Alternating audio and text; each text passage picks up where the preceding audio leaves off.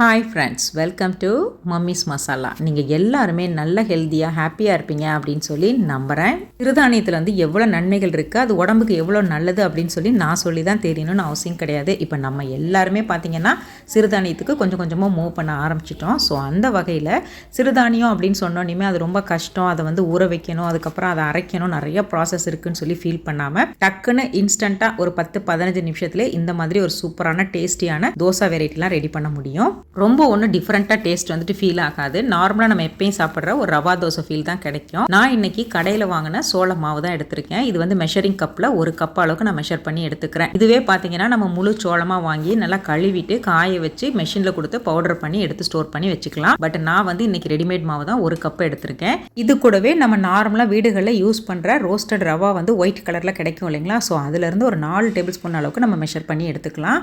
இது வந்து பார்த்தீங்கன்னா நல்ல ஒரு கிறிஸ்ப்னஸ் கொடுக்கும், கூடவே நல்ல டேஸ்ட்டையுமே வந்துட்டு தோசைக்கு என்ஹான்ஸ் பண்ணி கொடுக்கும். அரிசி மாவு பார்த்தீங்கன்னா நம்ம வீடுகளில் அரைச்சி யூஸ் பண்ணுவோம். அந்த மாதிரி அப்படி இல்லைன்னா நம்ம கடையில் விற்கிற இடியாப்ப மாவு இல்லைன்னா அரிசி மாவு ஏதோ ஒன்று எடுத்துக்கிட்டு அதுலேருந்து ஒரு 4 டேபிள் ஸ்பூன் அளவுக்கு இதோட மிக்ஸ் பண்ணிக்கலாம். இது வந்து தோசைக்கு நல்ல ஒரு திக்னஸ் கொடுக்கும், டேஸ்ட்டுமே நல்லா சூப்பராக இருக்கும். கொஞ்சமாக பார்த்தீங்கன்னா காரத்துக்காக நம்ம வெள்ளை மிளகு தூள் இருந்தால் ஒரு 1/2 டீஸ்பூன் அளவுக்கு ஆட் பண்ணிக்கலாம். என்கிட்ட வந்து பிளாக் தான் இருந்துச்சுன்னு சொல்லிட்டு நான் அதுலேருந்து ஒரு 1/2 டீஸ்பூன் அளவுக்கு ஆட் பண்ணிக்கிட்டேன்.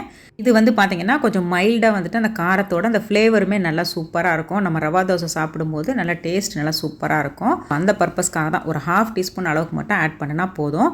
இது கூடவே ஒரு 1/2 டீஸ்பூன் அளவுக்கு முழு ஜீரகத்தை வந்து எடுத்துட்டு இந்த மாதிரி உள்ளங்கையில் வச்சு நல்லா வந்துட்டு க்ரஷ் பண்ணி விட்டுட்டு அதுக்கப்புறம் ஆட் பண்ணிக்கலாம். இதுவுமே நல்லா ஃப்ளேவர் கொடுக்கும். நல்லா கருவேப்பிலையில் வந்து ஒரு கொத்த அளவுக்கு எடுத்துட்டு நல்லா உருவி க்ளீன் பண்ணி பொடுசாக கட் பண்ணி ஆட் பண்ணிக்கலாம். இது கூடவே நான் 2 பச்சை மிளகா எடுத்திருக்கேன். இது வந்து நல்லா பொடுசாக கட் பண்ணி இது கூட சேர்த்துக்கணும்.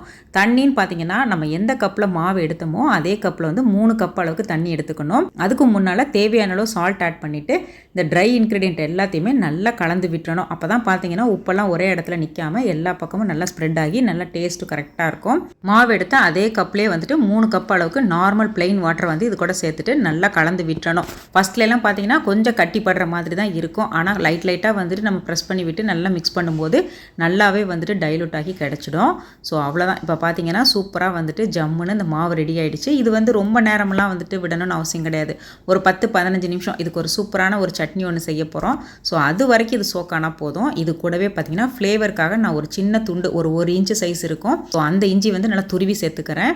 இதை நம்ம அப்படியே வந்துட்டு தோசையாக வார்த்து எடுத்துக்கலாம். இன்னும் கேரட் வந்து ஆட் பண்ணோம்னா இன்னும் கொஞ்சம் கலர்ஃபுல்லாக இருக்கும். பசங்க கொஞ்சம் விரும்பி சாப்பிடுவாங்க, கொஞ்சம் உடம்புல சத்துமே சேர்ந்த மாதிரி இருக்கும்னு சொல்லிட்டு நான் எடுத்துக்கிட்டேன். இந்த சின்னோண்டு கேரட்டில் ஒரு 1/2 அளவுக்கு வந்துட்டு நல்லா அந்த மாதிரி துருவி ஆட் பண்ணிக்கிட்டேன். உங்களுக்கு இது வேண்டாம் அப்படின்னு சொன்னால் நீங்கள் ஸ்கிப் பண்ணிக்கிறலாம். ஸோ இந்த கேரட் வந்து நல்லா பொடுசாக வந்துட்டு சீவி எடுத்தாச்சு. ஸோ எல்லாத்தையும் நல்லா கலந்து விட்டுறணும். இது ஒன்ஸ் நல்லா மிக்ஸ் பண்ணதுக்கப்புறம் ரெஸ்டிங் பீரியடாக ஒரு 15-20 நிமிஷத்துக்கு அப்படியே க்ளோஸ் பண்ணி வச்சிடலாம். இந்த டைமிங்கில் நம்ம இதுக்கு ஒரு சூப்பரான ஒரு காரசாரமான ஒரு டிஃப்ரெண்ட்டான சட்னி தான் செய்ய போகிறோம். இது வந்து டேஸ்ட் கொஞ்சம் டிஃப்ரெண்ட்டாக இருக்கும். நம்ம எப்போவும் செய்கிற தக்காளி சட்னிலே வந்துட்டு கொஞ்சம் புதுசாக இன்னொரு பொருள் ஆட் பண்ண போகிறோம். ஸோ இது பார்த்திங்கன்னா கொஞ்சம் ட்ரை பண்ணி பாருங்கள், உங்களுக்கு கண்டிப்பாக பிடிக்கும். அதுக்கு வந்துட்டு நான் இந்த மாதிரி ஒரு சின்ன சைஸ் வெங்காயமும் அதுக்கப்புறம் தக்காளி 1 எடுத்திருக்கேன். 2மே மீடியம் சைஸில் 1 எடுத்திருக்கேன். நம்ம எவ்வளோ சட்னி நம்மளுக்கு வேணுமோ அதுக்கு தகுந்த மாதிரி நம்ம அளவை கூட்டிக்கிறணும். ஸோ இந்த வெங்காயத்தை ரஃபாக வந்து எப்பவும் போல் சாப் பண்ணி வச்சுக்கலாம். தக்காளியுமே அதே மாதிரி தான் நம்மளுக்கு பிடிச்ச சைஸில் கட் பண்ணி எடுத்துக்கலாம். ரொம்ப பொடுசாக கட் பண்ணணும் அப்படின்லாம் அவசியம் கிடையாது. தக்காளியில் மெயினாக அந்த சென்டர் போர்ஷனை கட் பண்ணி எடுத்துடணும். அது வந்து உடம்புக்கு அந்த அளவுக்கு வந்துட்டு நல்லது கிடையாது. ஸோ கட் பண்ணதுக்கு அப்புறமா ஒரு கடாயில் நான் கொஞ்சமாக எண்ணெய் ஆட் பண்ணிக்கிறேன். சுமார் 1 டீஸ்பூன் அளவுக்கு இருக்கும். ஸோ இது கூடவே பார்த்தீங்கன்னா நான் ஒரு 2 டேபிள் ஸ்பூன் அளவுக்கு கடலை பருப்பு, அதாவது சட்னிக்கெலாம் வச்சு அரைப்போம்ல பருப்பு, அந்த பருப்பு வந்து 2 டேபிள் ஸ்பூன் வரைக்கும் எடுத்திருக்கேன். ஸோ இது நல்லா வந்துட்டு பொன்முருவில் வறுத்து எடுத்துக்கிறணும். இது ஓரளவுக்கு நல்லா வறுபட்டதுக்கு அப்புறமா ஒரு 6 டேபிள் ஸ்பூன் அளவுக்கு நான் நிலக்கடலை, ஒரு 5-6 டேபிள் ஸ்பூன் வரும் இது. இந்த நிலக்கடலை ஆல்ரெடி வறுத்தது தான். ஸோ அதை வந்து இது கூட ஆட் பண்ணிக்கிறேன். இது தாங்க அந்த சீக்ரெட் இன்க்ரீடியன்ட்டு. பீனட் வந்து நம்ம எதுலாம் சேர்க்குறோமோ அது பார்த்திங்கன்னா டேஸ்ட் கொஞ்சம் டிஃப்ரெண்ட்டாக கொடுக்கும். அந்த மாதிரி தான் இந்த சட்னிலையுமே வந்துட்டு இந்த நிலக்கடலை நல்லா டேஸ்ட் கொடுக்கும். காரம் வந்து பார்த்திங்கன்னா நான் 3 பெரிய வரமிளகா எடுத்திருக்கேன். உங்களோட காரத்துக்கு தகுந்த மாதிரி நாங்கள் கூட்டியோ குறைச்சோ ஆட் பண்ணிக்கோங்க. 3ஐயும் நல்லா வறுத்து எடுத்துக்கிறணும். இந்த மாதிரி நல்லா கோல்டன் ப்ரௌனில் வறுபட்டதுக்கு அப்புறமா இதை அப்படியே வந்துட்டு ஒரு மிக்ஸி ஜாருக்கு ட்ரான்ஸ்ஃபர் பண்ணிடலாம். ஏன்னா வந்து இதில் உள்ள அந்த கிறிஸ்ப்னஸ் போகாமல் ஃபஸ்ட்டு இது 3 மட்டும் நல்லா ட்ரை ரோஸ்ட் பண்ணி எடுத்துகிட்டு நம்ம மிக்சியில் போட்டு நல்லா பொடிச்சு எடுத்துக்கணும். அதுக்கப்புறம் தான் மற்ற இன்க்ரீடியண்ட்லாம் ஆட் பண்ணணும். இப்போ வந்து அதே கடாயிலே வந்துட்டு திரும்பவும் கொஞ்சோண்டு எண்ணெய் ஆட் பண்ணிவிட்டு நம்ம கட் பண்ணி வச்சுருக்கிற பெரிய வெங்காயம் அதுக்கப்புறம் தக்காளி இது ரெண்டையும் சேர்த்து நல்லா வதக்கி விட்டுறணும். நல்லா ஓரளவுக்கு வெங்காயமும் தக்காளியும் ஒரு சேர வதங்குறதுக்கு நம்ம சட்னிக்கு தேவையான கல்லுப்பை இப்போயே ஆட் பண்ணிக்கலாம். இது கொஞ்சம் சீக்கிரமாக வதங்குறதுக்கு உதவி செய்யும். இது கூடவே பார்த்திங்கன்னா ஒரு சின்ன நெல்லிக்காய் சைஸ் அளவுக்கு புளி வந்து எடுத்திருக்கேன். இது கூடவே பார்த்தீங்கன்னா 2 சின்ன சைஸு பூண்டு பல்லையும் ஆட் பண்ணிவிட்டு நல்லா வதக்கி விட்டுறணும். ஸோ இந்த மாதிரி ஒன்ஸ் நல்லா வதங்கினதுக்கு அப்புறமா இதை வந்துட்டு தனியாக எடுத்து வச்சுக்கலாம். யூஸ்வலாக பார்த்தீங்கன்னா இந்த மாதிரி புளிப்பு ஐட்டம் தக்காளி புளி இதெல்லாம் வந்துட்டு இந்த மாதிரி இரும்பு கடாயில் செய்கிறத அவாய்ட் பண்ணணும். அப்படியே நம்ம எப்போவாவது செய்கிறோம் அப்படின்னு சொன்னாக்கா டக்குன்னு செஞ்சதையுமே அடுத்த பாத்திரத்துக்கு ட்ரான்ஸ்ஃபர் பண்ணி வச்சிடணும். இன்றைக்கி பார்த்தீங்கன்னா நான் டக்குன்னு அடுத்தடுத்து பண்ணதுனால நான் கண்டினியூ பண்ணிட்டேன். நீங்கள் வந்து ரொம்ப நேரம் கழித்து பண்ணுறதா இருந்துச்சுன்னா ரொம்ப நேரத்துக்கு அதில் விட்டுறாதீங்க. நம்ம முதல்ல எடுத்துக்கிட்டு அந்த கடலைப்பருப்பு அதுக்கப்புறம் நிலக்கடலை காஞ்ச மிளகாய் இது 3 நல்லா கொரப்பாக அரைச்சி எடுத்ததுக்கப்புறமா நம்ம வதக்கி வச்சுருந்த வெங்காயம் தக்காளி பூண்டு புளி இதையும் சேர்த்துட்டு நல்லா ஒரு ஃபைனாக அரைக்காமல் கொஞ்சம் திருன்னு அரைச்சி எடுத்துக்கலாம். அது கொஞ்சம் நல்லாயிருக்கும் அந்த டெக்ஸ்சரு. இது கூட தேவையான தண்ணி ஊற்றி நம்ம தேவையான பதத்துக்கு கரைச்சி எடுத்துக்கணும். தண்ணி எதுவும் மிக்ஸ் பண்ணாமல் அப்படியே கெட்டி பதமாக எடுத்துக்கிட்டோம் அப்படின்னு சொன்னாக்கா நம்ம சாதம் சப்பாத்தி இட்லி தோசை அதுக்கப்புறம் கூழ் இதுக்கெல்லாம் தொட்டுக்கிறதுக்கு நல்ல ஒரு சைட் டிஷ்ஷாக இருக்கும். இந்த சட்னிக்கு ஒரு சின்ன தாளிப்பு ஒன்று கொடுத்துடலாம். அதுக்கு முதல்ல கொஞ்சமாக 1 டேபிள் ஸ்பூன் அளவுக்கு எண்ணெய் ஆட் பண்ணிவிட்டு கடுகு அதுக்கப்புறம் உளுந்து காஞ்ச மிளகா 2 விதையெல்லாம் இல்லாமல் அதை ஆட் பண்ணிக்கலாம். அது ஆப்ஷனல் தான். கூடவே கொஞ்சம் கருவேப்பிலை இதை மட்டும் சேர்த்துட்டு எப்பவும் போல் தாளித்து நம்ம சட்னியில் கொட்டிக்க வேண்டியதான். இது வந்து பார்த்திங்கன்னா நல்ல ஒரு ஃபைனல் டச்சு நல்லாயிருக்கும்.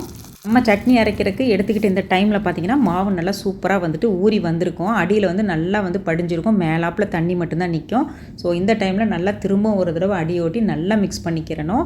அப்போ தான் பார்த்திங்கன்னா நம்மளுக்கு தோசை ஊற்றுறதுக்கு கரெக்டான கன்சிஸ்டன்சி இருக்கும். இப்போ இன்கேஸ் நமக்கு ரொம்ப தண்ணியாக வந்துட்டு மாவு ஆயிடுச்சு அப்படின்னு சொன்னாக்கா கொஞ்சமாக வந்துட்டு ரவையோ இல்லை அரிசி மாவோ ஆட் பண்ணிக்கலாம். இல்லை சோள மாவு கூட சேர்த்துக்கலாம். ஒன்றும் தப்பு கிடையாது. இதுவே வந்துட்டு ரொம்ப திக்காக இருக்குது பேட்டர்ன்னு சொல்லி ஃபீல் பண்ணிங்கன்னா கொஞ்சமாக தண்ணி ஒரு டீஸ்பூன் கணக்கில் ஆட் பண்ணிவிட்டு அதுக்கப்புறம் நம்ம தோசை ட்ரை பண்ணலாம். வெங்காயத்தை வந்துட்டு மாவோட சேர்க்குறத காட்டிலும் இந்த மாதிரி தோசைக்கல்லில் லைட்டாக ஸ்ப்ரெட் பண்ணிவிட்டு அதுக்கப்புறம் நமக்கு பிடிச்ச ஷேப்பில் பிடிச்ச டென்ஸில் வந்துட்டு இந்த மாதிரி தோசையாக வார்த்து எடுத்துகிட்டு நல்லா ஓரளவுக்கு வெந்ததுக்கப்புறம் கொஞ்சமாக ஆயிலோ நெய்யோ ஆட் பண்ணிக்கணும். முடிஞ்ச வரைக்கும் லோ ஃப்ளேமில் வச்சுட்டு ஒரு 3-4 நிமிஷத்துக்கு அப்படியே விட்டுட்டோம்னா தான் நல்லா செவந்து கிடைக்கும். இந்த தோசை வந்து நம்ம திருப்பி போடணும்னு அவசியம் கிடையாது. ஒன்ஸ் நல்லா குக் ஆனதுக்கு அப்புறமா அப்படியே ஒன் சைடாக டர்ன் பண்ணி எடுத்துக்க வேண்டியதான். நான் வந்து என் பசங்களுக்கு ரொம்ப மெலிசாக தான் வேணும் அப்படின்னு சொல்லிட்டு இந்த அளவுக்கு மெலிசாக ஊற்றிருக்கேன். இதுவே இன்னும் கொஞ்சம் நீங்கள் திக்காக கூட ஊற்றி எடுத்துக்கலாம். ஸோ அவ்வளோதாங்க சூப்பர் அண்ட் டேஸ்டியான ஹெல்தியான ரவா தோசை அதாவது சோள ரவா தோசை நம்ம வீட்லேயே ரெடி பண்ணிட்டோம். இன்ஸ்டண்ட்டாக பண்ணுறதுனால டக்குன்னு பண்ணிடலாம். ரொம்ப நேரம் வந்துட்டு நம்ம என்ன சமைக்கணும் என்ன பண்ணணும் அப்படின்னு சொல்லி கன்ஃபியூஸ் ஆகாமல் இந்த மாதிரி சில விஷயங்கள்லாம் நம்ம டக்குன்னு பண்ணி பசங்களுக்கு கொடுத்துடலாம். அவங்களுமே நல்லா விரும்பி சாப்பிடுவாங்க. டேஸ்ட் வந்து பார்த்திங்கன்னா வெள்ளை மாவு தோசை அளவுக்கு இருக்காது. இது வந்து சிறுதானியம் சேர்த்துருக்கிறதுனால கொஞ்சம் வேறு மாதிரி தான் இருக்கும். ஆனால் உடம்புக்கு நல்லதுங்கும் போது கண்டிப்பாக நம்ம எடுத்துக்கிறணும். பசங்களுக்குமே கொடுத்து பழக்கணும். ஸோ அவ்வளோதாங்க சூப்பர் அண்ட் டேஸ்டியான ஹெல்தியான இந்த சோள தோசை வந்து ரெடி ஆகிடுச்சு. இது நம்ம சொன்னால் தான் தெரியும் சோளம்லாம் போட்டு செஞ்சுருக்கோம் அப்படின்னு சொல்லிட்டு. இந்த மாதிரி கார சட்னி வச்சு தொட்டு சாப்பிடும்போது டேஸ்ட் அல்டிமேட்டாக இருக்கும். தேங்காய் சட்னியுமே ரொம்ப சூப்பராக இருக்கும். வீடியோவோட எண்டுக்கு வந்துட்டோம். பிடிச்சிருந்தால் லைக் பண்ணுங்கள் சப்ஸ்கிரைப் பண்ணுங்கள். தேங்க்ஸ் ஃபார் வாட்சிங்.